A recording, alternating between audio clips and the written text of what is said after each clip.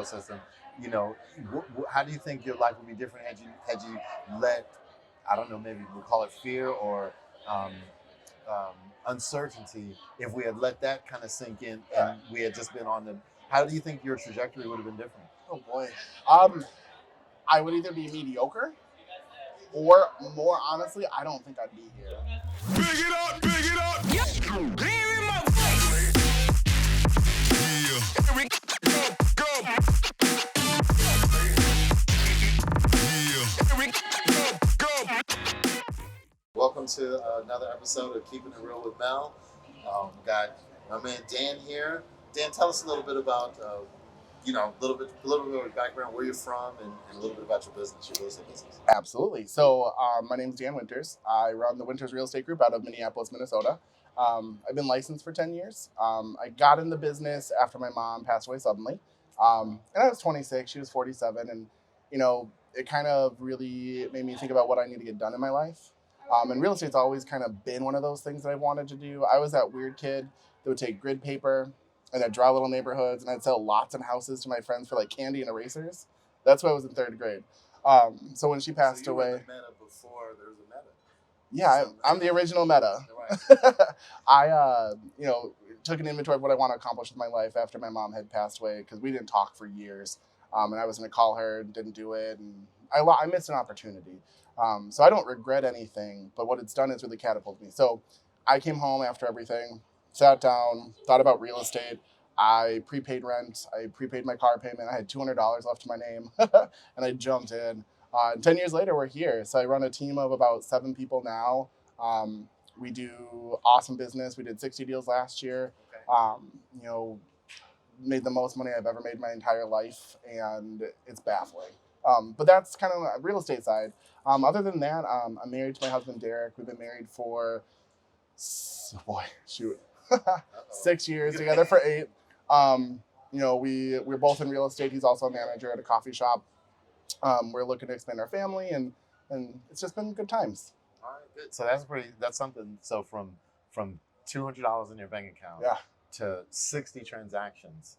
Yeah, and making 7 figures in the last 2 years, which Okay. That's impressive. I mean, a lot of folks watching this would love to see how to take their business from there. So, what would you say? When you first started, tell me about what that looked like. With, just your $200 in your bank account. I've got this real estate license. How did you really go from oh shit, I'm licensed to what do I do now? What did that look like? What was that feeling in that moment? It was rough. I did everything on the cheap. Everything, so I was at a brokerage where printing black and white was free. So everything I did, from showing sheets, presentation, it was all black and white because it was free. I remember printing 4 pages in color and spent $1, and I thought I was fancy. But I'm also not from the Twin Cities. I'm originally from Utah. So I had been in the Twin Cities for 2 years when I got licensed. So not like born and raised with a huge sphere of influence. I knew nobody. Okay. I had a couple of friends, but I'm a therapist by education. So all my other friends are therapists working in a nonprofit with a lot of school debt, or they were baristas because I worked at a certain green coffee shop for a while. So no one had money. No one had the time or anything to do it. So it was open houses, talking to strangers, buying coffee for people in line, and just a hustle. My first year I sold 12 homes. I made $12,000 and I thought I was killing it. Okay. Fast forward today, I realized I was nothing. But I am very appreciative of having that struggle and not really having a sphere to kind of tap into. It made me kind of have to claw my way up from the bottom. So my philosophy is I don't really care if you're spending $100,000 or $1 million, or if I've got to drive an hour or 5 minutes, I'm there. Because I've got to be so thankful to the people that have helped me create a business that I never could have dreamt this. That's where I'm at now, right? Okay. We reflect on that a lot as a couple, and we talk about how when we got together, we couldn't spend $50 without worrying about what's in our bank account. And now it's like we go on trips and we do these things, and we know what it costs, but we don't think about it anymore. And it's a reality check every time. So Right. It's pretty awesome. And so so you had like a lot of factors. Sounds like kind of working against you. New city, no sphere of influence. but you did really grassroots. You Yeah. and I guess would you say your therapist background played into that of your ability to connect? A lot, because I'll flip the script on you. It wasn't a lot of things against me. It was a lot of things that actually helped me. Knowing nobody, I had to figure out how to know people. So I had to push myself further and farther. So it wasn't like an obstacle; it was a challenge, right? Okay. I challenged myself to do better than everybody else.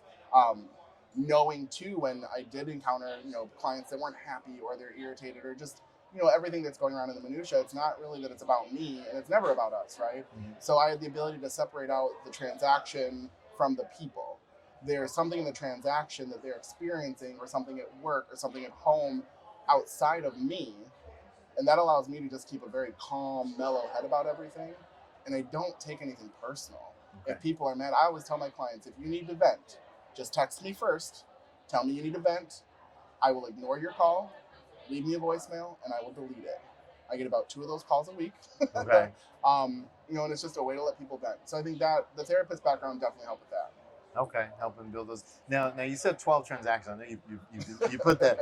I mean, Yeah. most agents, as you know, don't do 12 transactions Yep. in their first year or their second year or if they have a third year, Yes. right? But you did 12. When was the turning point when you were happy with the 12? But when did you really realize, you know what, I'm onto something, and I think I'm ready to really grow my business? 6 months in. So my first 6 months, I sold 6 homes. And Okay. I was really excited about it. I went to my broker and was like, do you think I should tell people? Like, should I shoot a video? Should I do this? Should I send out a mailer? And he's like, no. You don't want an ego. So I didn't do anything. My first year, I'm like, oh my God, I did 12 in 12 months. This is cool. Now should I do it? No. So I got kind of stifled at the brokerage I was at. I forgot your question. Really? I know I forgot the question. No, I said, what was it? You said the turning point was turning like at point. the 6-month mark. Yeah, so I realized I was good at this, and I was really excited about it. And I was on my own for my first 2 years. I did 12 deals, 11 deals, and then I joined a team. I got recruited by the #1 team in our brokerage, so that was really cool for me. I did 24 deals after that, and then 40 deals. Okay. And then realized being on that team what I absolutely didn't like about it. And I wanted to create a different experience for not just clients, and I think that's where we all kind of focus on a lot. And I wanted to create an amazing environment and a culture of growth and acceptance with my agents. Okay. So that's where we come from, where we're responsible for your what is the word? Confidence, but we are not responsible for your success, right? So that's kind of where that started. And then coaching was the absolute game changer. Similar situation as when I got into real estate. January of 18, I was at a sales edge out in Brooklyn. Okay. I sat through the lunch and learn. So I was like, cool, free lunch, why not? I got sold. I maxed out 2 credit cards, cleared out our savings account, and then had to take out a personal loan to pay all that back. Okay. And then I had to take out commission advances to cover that bill. So it was I get emotional. It was a rough first year. But that year I made over 200 grand. Okay. And it has just been gangbusters since.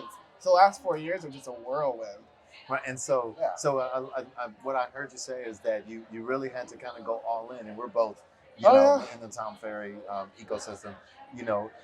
How do you think your life would be different had you let, I don't know, maybe we'll call it fear or uncertainty, if we had let that kind of sink in and we had just been on the, how do you think your trajectory would have been different? Oh boy.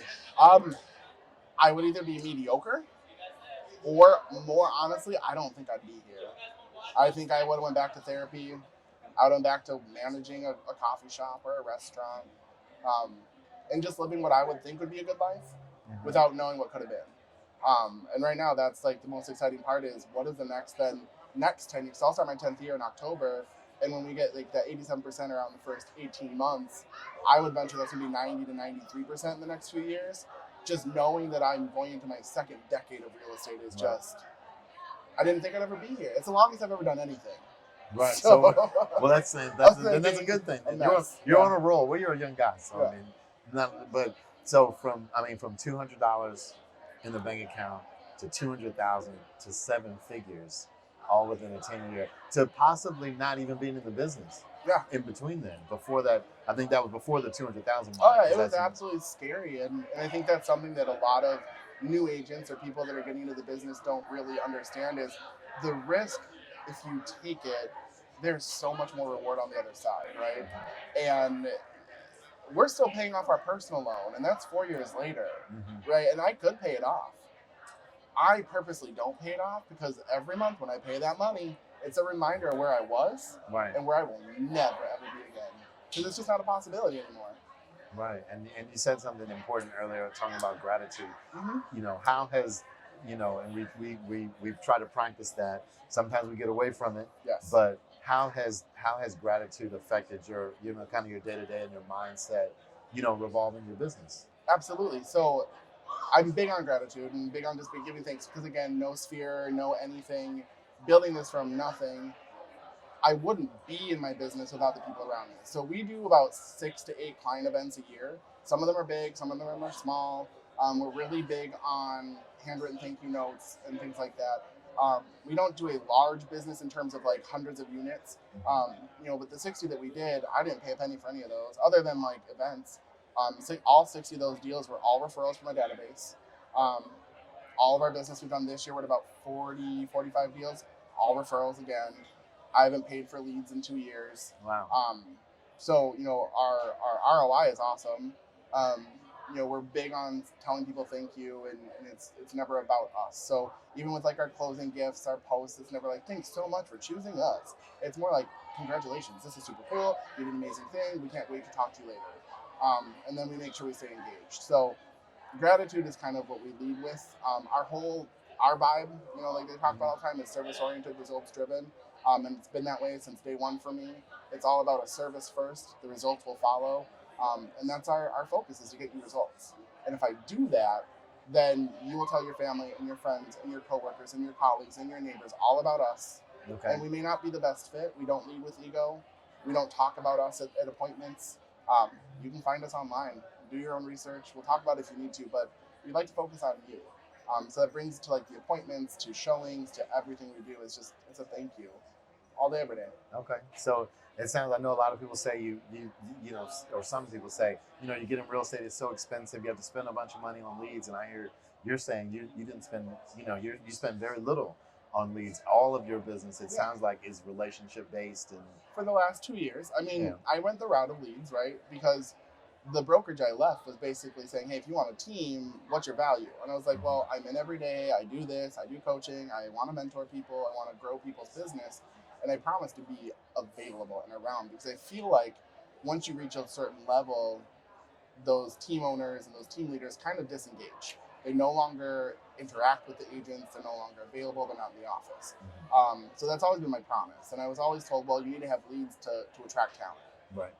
I'm going to call bullshit on that real fast. You don't need to do that. You've got to show people that it's possible to build from nothing. And it's like Tom Ferry says, is you got to find your sugar cookie, right? The whole cookie analogy from the team growth stuff and team retreats. It's our sugar cookies are people. So we just do that. You don't have to buy leads. I don't really want to get back to that point. I know that it's sometimes a necessary evil depending on how the market turns. So that's where I'm sitting now. Big it up, big it up.